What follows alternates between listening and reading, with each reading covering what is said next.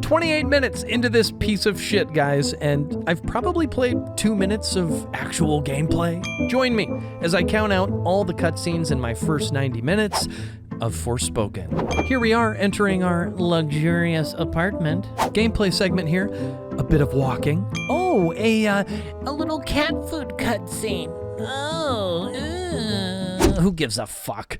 Oh, what's this? A little children's book.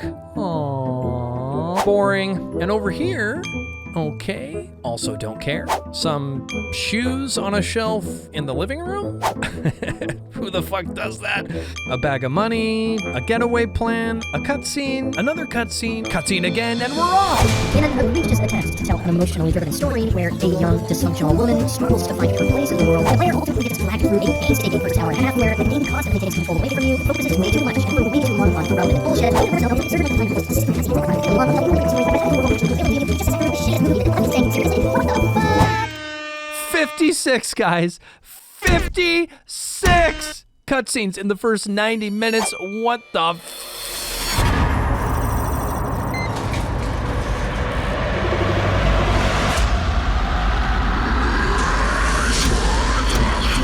Here comes trouble.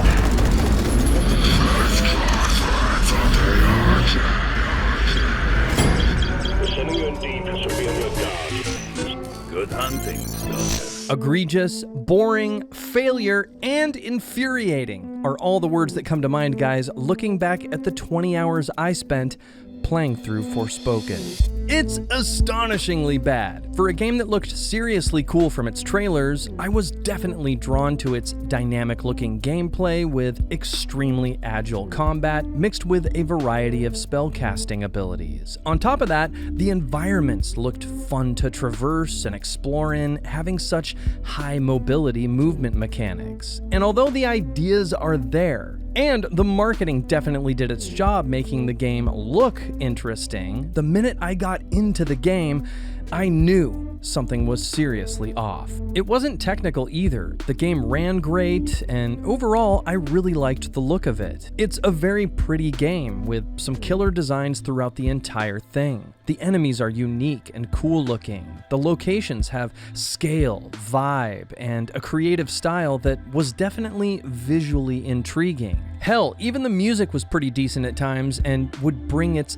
fantasy world to life in a positive way. The minute you start actually playing the game, however, it all completely falls apart into a mess of a video game. My trash talk regarding its cutscenes in the intro was no joke for starters. Literally, in the first 90 minutes, the game forces you to sit through a total of 56 cutscenes that make up approximately 61 minutes and 30 seconds of that time. Yes, I was so tilted on that shit, I actually went back and played through the first part again just to count out how many cutscenes there were and how much time they actually took up. That's less than 30 minutes of gameplay in the first hour and a half, guys, and the cutscenes are not good either.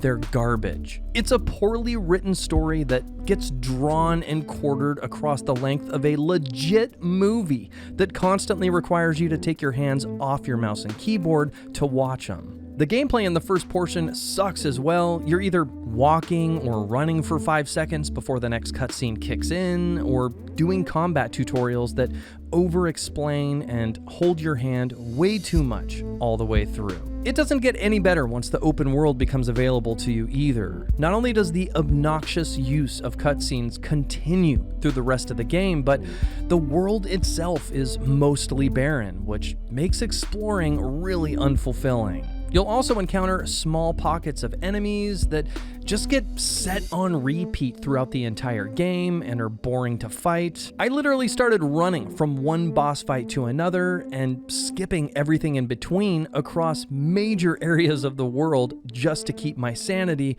once I realized how shallow the game actually was. And the boss fights aren't anything to write home about either. In fact, they reuse certain boss fights at least a handful of times throughout the game, and there are these special dungeons across the world that you can enter and fight through that all end with a boss fight that is almost always about as hard as this.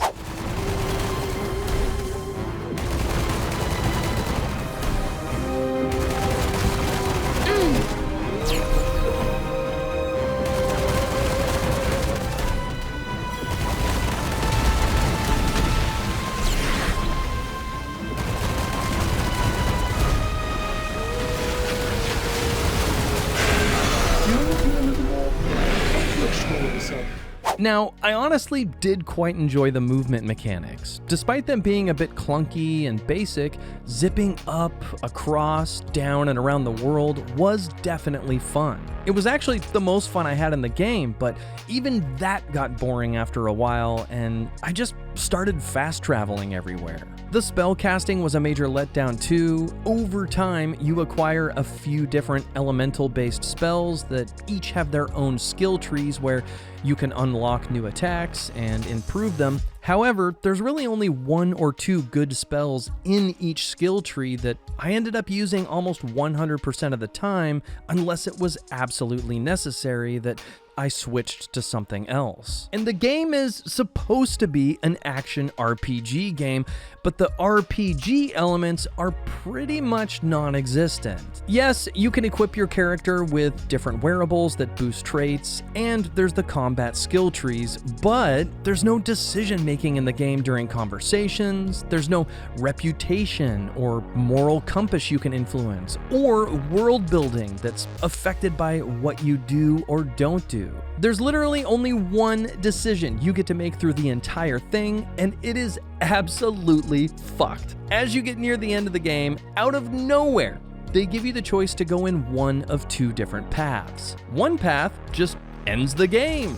Nothing else. You just reach the end, credits roll, and you're done. The other path continues you toward the final boss fight, where you get to finish out the storyline you've been playing out for the last 17 hours or so, and when you do, I am not kidding, you end up having the best boss fight in the entire game. Most of them were okay, and if they hadn't reused them so often and had more of a variety, I'd probably be a little nicer here, but seriously, the only boss fight in the game that truly impressed me and was absolutely fun as hell was the last fight. And they actually give you the fucking option to skip it, guys. Why? Why? When there's no decision making the entire rest of the game. I just can't wrap my head around it. It's like the developer's design room had 2 totally different teams. On one side, you had team, we don't want you to play a video game, and on the other side, you had team, we don't know how to make a video game. Then there's the story, which is the cherry on top of this sugar-coated pile of shit. The main character is literally the worst, guys. She's an arrogant, salty bitch who is so unlikable and cringy in every way that she's literally painful to play as and watch in cutscenes. This is not a redemption or self-transformation story either. The lack of character arc is infuriating. And the minute you think there's gonna be a moment of change, a character breakthrough, or some sort of turning point, the game just as quickly takes it away by injecting her cynical, victim-y, self-deprecating bullshit right back into it. You're Frey, aren't you? The one who used her amazing powers to drive back the monsters.